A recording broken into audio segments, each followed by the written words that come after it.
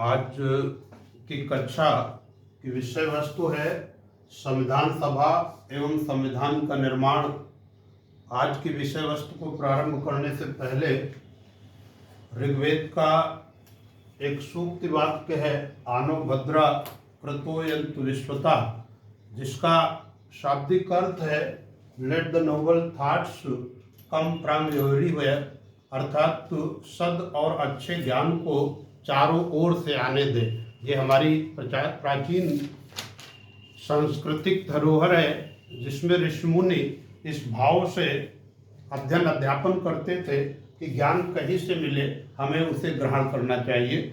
आज संविधान सभा के गठन संबंधी विचार का अध्ययन करते हैं, लेकिन इससे पहले विश्व स्तर पर जो संविधान सभा जैसी बात आई है वो हम कहेंगे कि सर्वप्रथम यूएसए के यानी संयुक्त राज्य अमेरिका के संविधान के निर्माण के लिए ये सबसे पहले जो विश्व स्तर पर एक संविधान सभा आई थी वो फिलाडेल्फिया सम्मेलन 1787 यानी फिलाडेल्फिया कन्वेंशन, जिसके द्वारा अमेरिकी संविधान का निर्माण हुआ था और अमेरिकी संविधान 1789 को लागू हुआ था।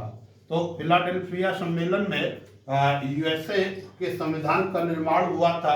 यद्यपि उसके मात्र 7 अनुच्छेद थे और वो जो है आज दुनिया का एक सफल संविधान है।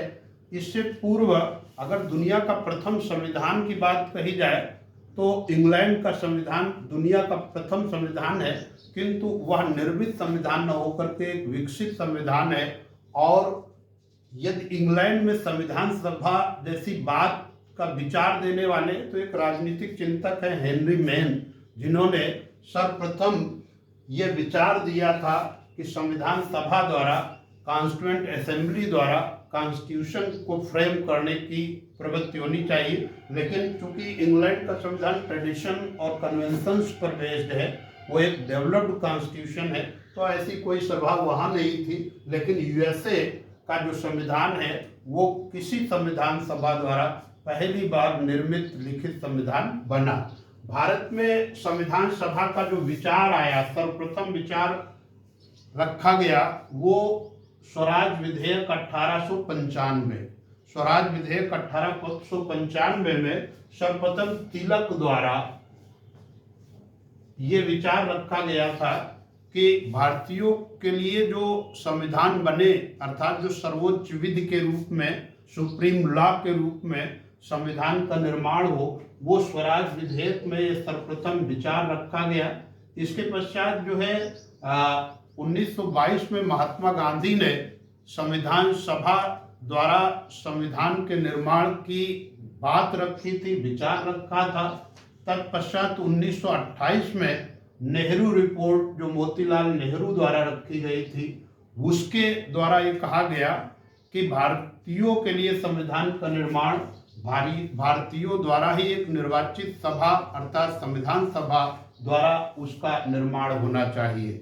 एक जो विधिवत स्पष्ट विचार रखने वाले थे वो यमन राय, मानवेंद्र नाथ राय, एक वामपंथी विचारक हैं भारत के, जिन्होंने 1935 में विधिवत व्यापक तौर पर संविधान सभा के गठन का प्रस्ताव, उसके निर्वाचन का प्रस्ताव रखा था। ये भी बहुत परीक्षा उपयोगी है कि वामपंथी विचारक कौन है जिन्होंने सर्वप्रथम ये कॉन्स्टिट्यूएंट असेंबली का विचार दिया था।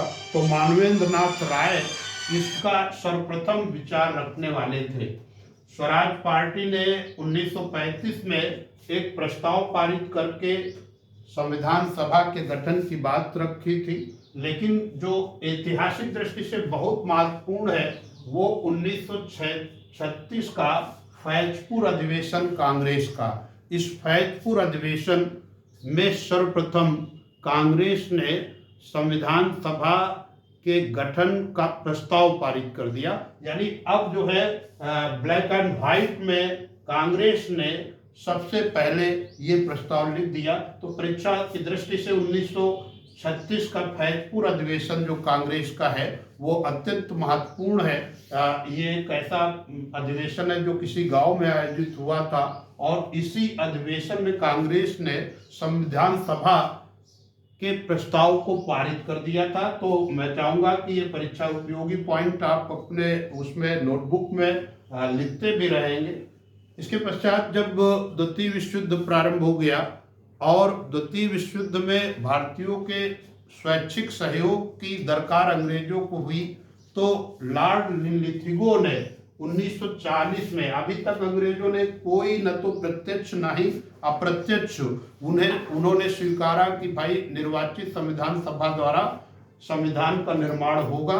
लेकिन जब 1939 में एक द्वितीय विश्व युद्ध प्रारंभ हो गया और मित्र राष्ट्रों में इंग्लैंड, फ्रांस की हालत धुरी राष्ट्रों के साथ कमजोर हो गई, के समक्ष कमजोर हो गई, तो एक गवर्नर जनरल थे लॉर्ड लिथिगो। लॉर्ड लिथिगो ने अगस्त प्रस्ताव रखा था, जिस प्रस्ताव में कहा था कि भारतीयों के लिए संविधान का निर्माण वस्तुतः भारतीयों का अपना दायित्व है।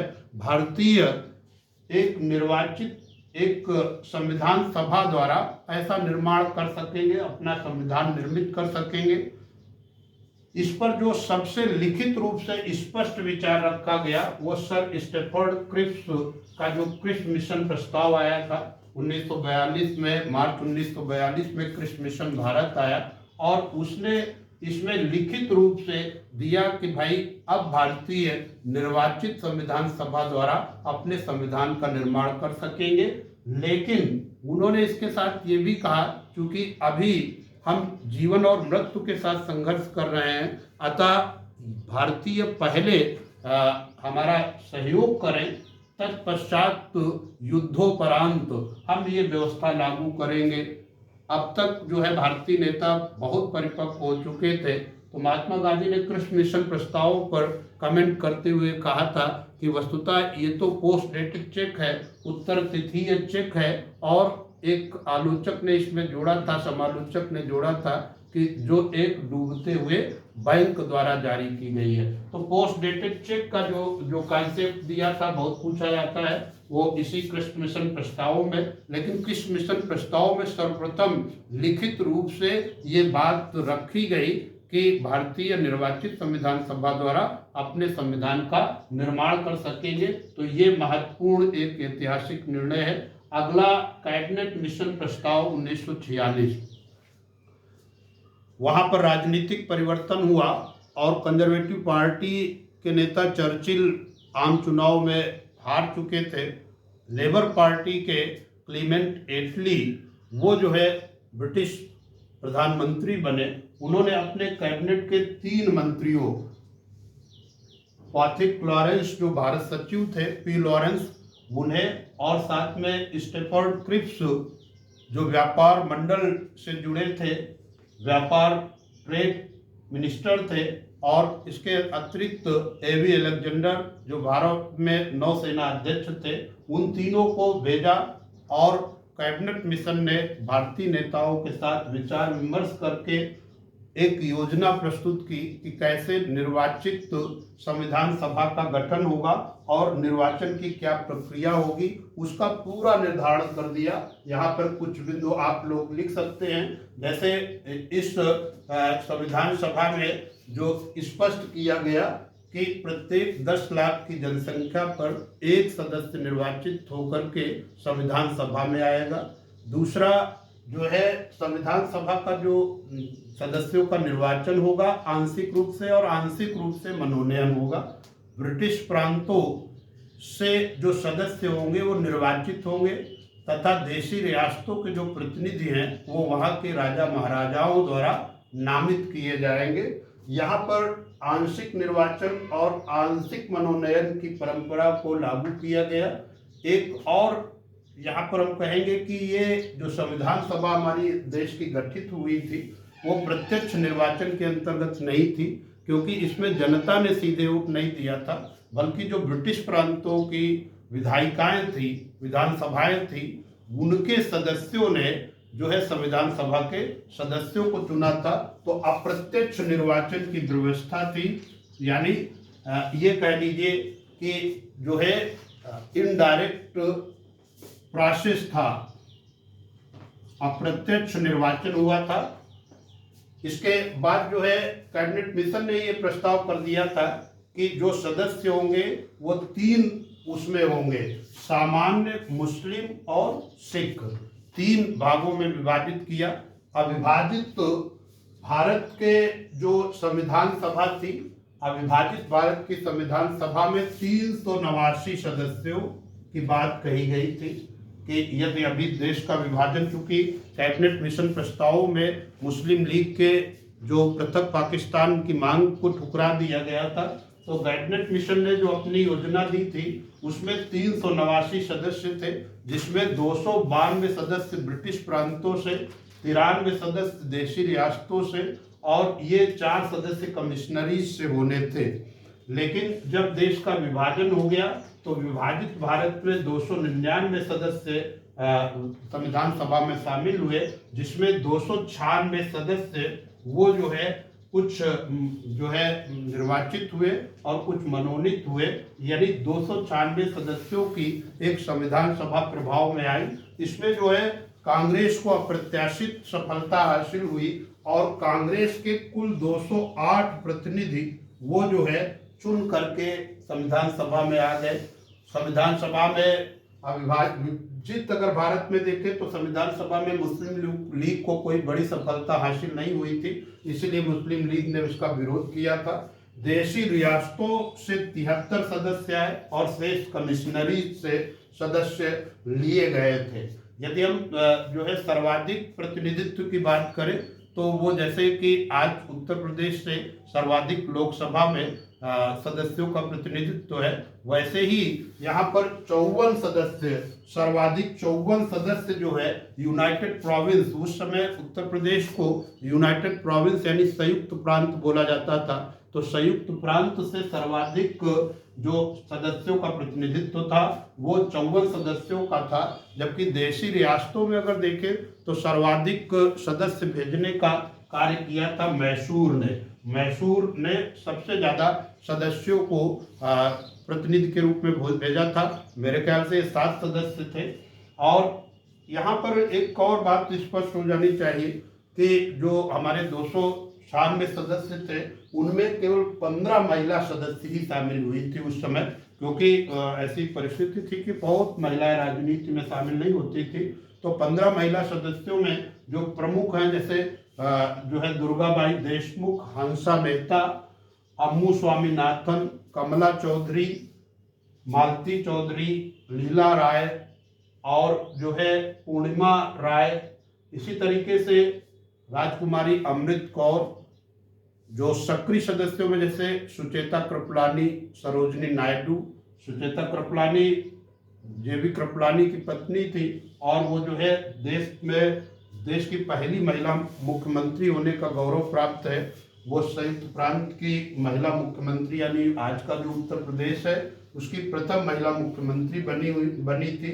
इसके अतिरिक्त तो जो विजय लक्ष्मी पंडित, वो नेहरू जी की जो है बहन थी, इन्होंने भी जो है संविधान सभा में भाग लिया था। बेगम एजाज रसूल और एनी मास्करनी, ये जो है 15 महिला सदस्य हैं जो संविधान सभा में शामिल हुई थी।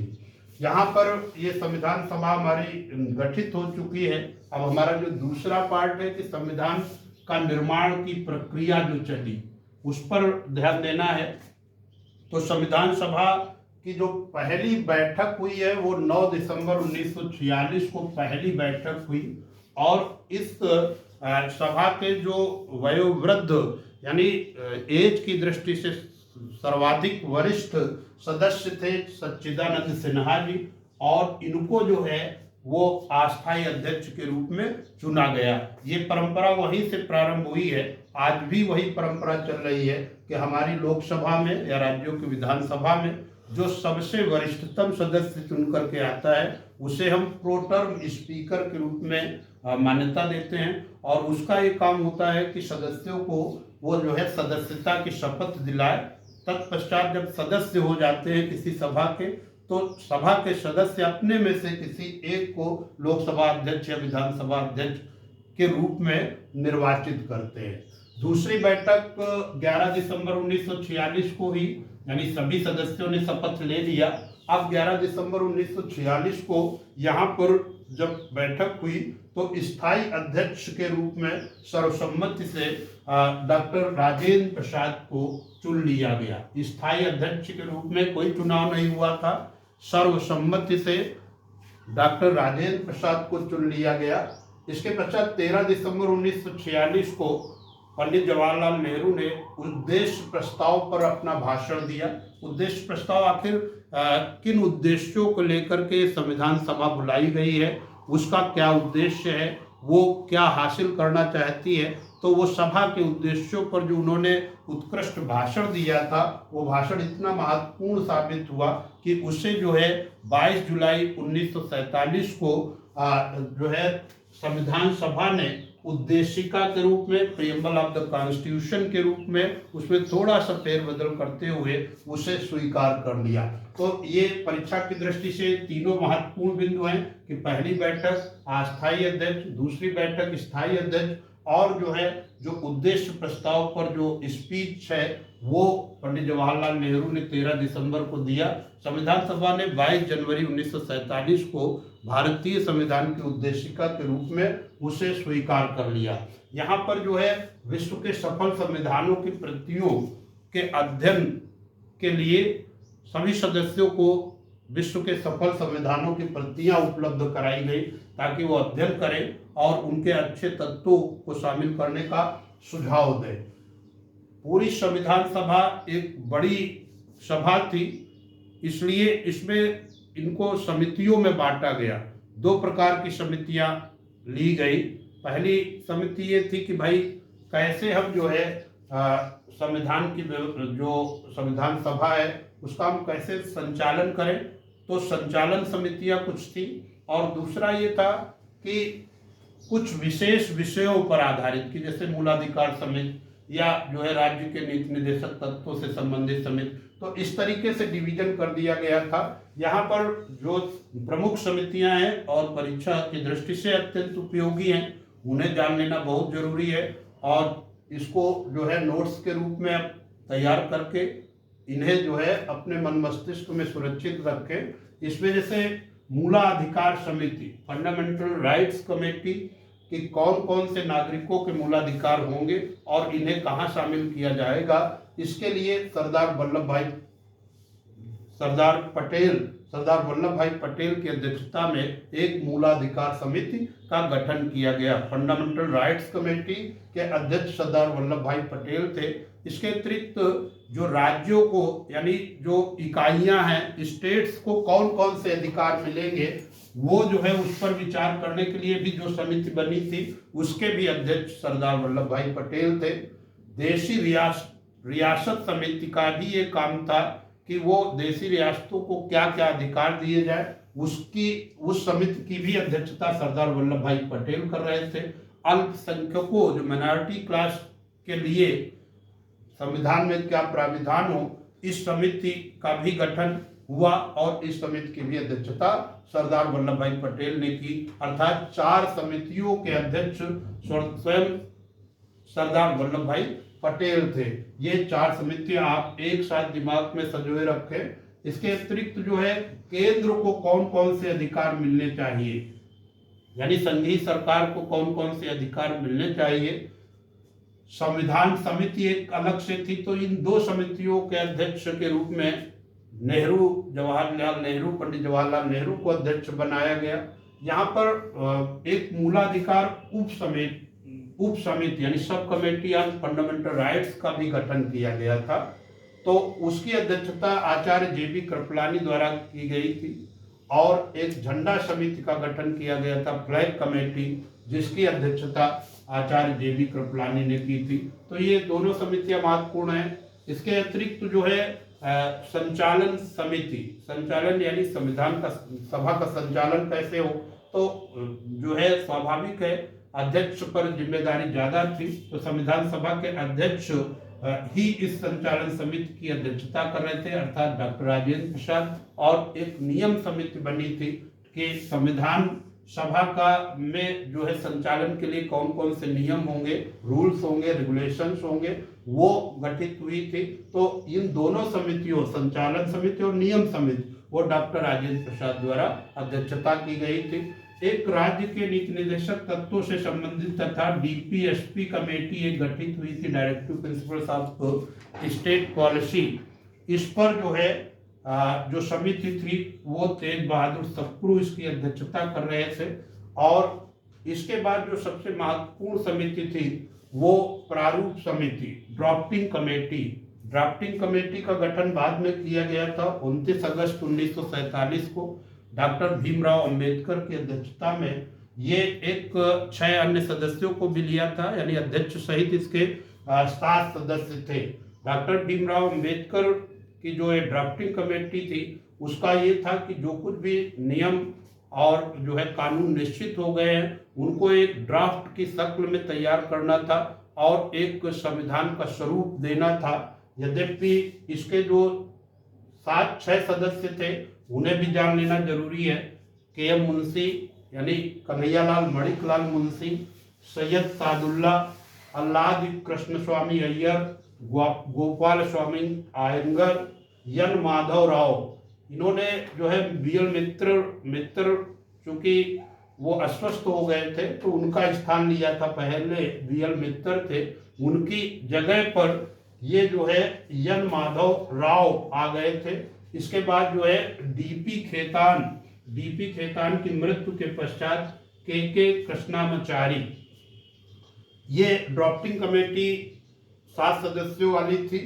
इसमें जो है यहाँ पर एक और ऐतिहासिक तथ्य को स्पष्ट कर देना जरूरी है कि यद्यपि जो है डॉक्टर भीमराव अंबेडकर का संविधान निर्माण में बड़ी भूमिका थी और उनके भूमिका को नजरअंदाज नहीं किया जा सकता था, किंतु यहाँ पर ऐतिहासिक तथ्य यह भी है कि डॉक्टर भीमराव अंबेडकर वो महाराष्ट्र से जो है संविधान सभा के लिए चुने नहीं जा सके थे, उनका चुनाव नहीं हो पाया था। और तो फिर जो है इनके प्रतिभा का लाभ उठाने के लिए महात्मा गांधी ने प्रस्ताव रखा था, तो पूर्वी बंगाल की आरक्षित सीट से इन्हें संविधान सभा में भेजा गया था। यहाँ पर जो ये कहा जाता है कि डॉक्टर भीमराव अंबेडकर संविधान के निर्माता हैं, तो एक थोड़ा अतिशयोक्ति कही जाती है। एक्चुअली ये एक बड़ी संविधान सभा थी और इसमें सभी सदस्यों का बड़ा रोल था। यहाँ पर किसी एक व्यक्ति विशेष को ये कहना कि वो हमारे संविधान निर्माता है, थोड़ा सा अतिशयोक्ति अवश्य है। देखिए, संविधान के निर्माण के लिए कुल 12 जो है अधिवेशन हुए, 12 अधिवेशन हुए।